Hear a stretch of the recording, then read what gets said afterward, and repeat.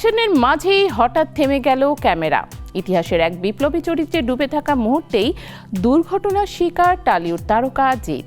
নতুন ছবি কেউ বলে বিপ্লবী, কেউ বলে ডাকাতির শুটিং সেটে হাতে চোট পান তিনি। আপাতত বন্ধ কাজ, কিন্তু কি ঘটেছিল সেটে তা এখনো অজানা।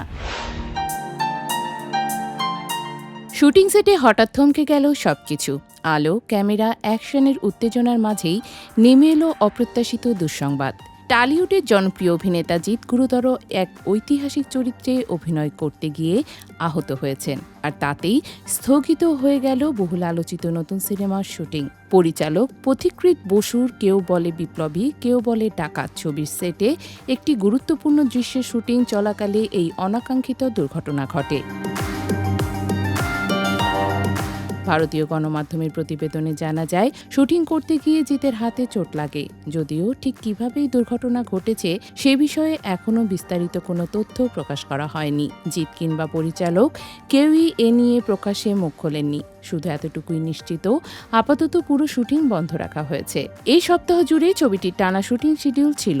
বড় পরিসরের অ্যাকশন দৃশ্য, গুরুত্বপূর্ণ কিছু সিকোয়েন্স সবকিছুই পরিকল্পনার অংশ ছিল। কিন্তু জিতের শারীরিক অবস্থার কথা বিবেচনা করে সব কাজ আপাতত পিছিয়ে দেওয়ার সিদ্ধান্ত নেওয়া হয়েছে বলে ধারণা করা হচ্ছে। পরিচালক পথিকৃৎ বসু জানিয়েছেন, অভিনেতা পুরোপুরি সুস্থ না হওয়া পর্যন্ত শুটিং শুরুর নতুন দিনক্ষণ ঠিক করা সম্ভব নয়। ফলে কবে আবার ক্যামেরার সামনে ফিরবেন জিৎ তা নিয়ে অনিশ্চয়তা থেকেই যাচ্ছে।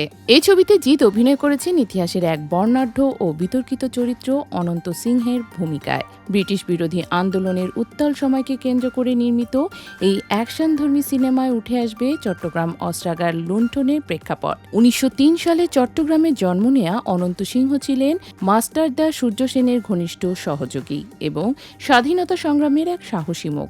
জীবনের শেষ পর্যায়ে তিনি নকশালপন্থী রাজনীতির সঙ্গে যুক্ত হন, আবার সাধারণ মানুষের ত্রাতা হিসেবে ব্যাংক ডাকাতির মতো চাঞ্চল্যকর ঘটনার সঙ্গেও তার নাম জড়িয়ে আছে।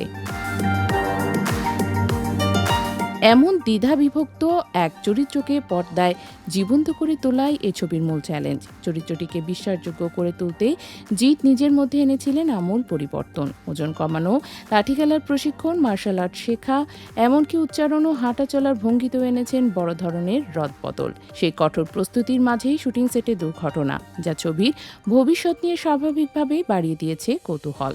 এদিকে ছবিকে ঘিরে আরও চমকও কম নয়। শোনা যাচ্ছে একটি বিশেষ গানের দৃশ্যে দেখা যেতে পারে মিমি চক্রবর্তীকে আইটেম গার্ল হিসেবেই নাকিতার উপস্থিতি। আবার জিতের বিপরীতে অভিনয় করতে পারেন নবাগত দেবোত্তমা সাহা, যার মাধ্যমে তিনি প্রথমবার বাংলা ছবিতে পা রাখতে চলেছেন।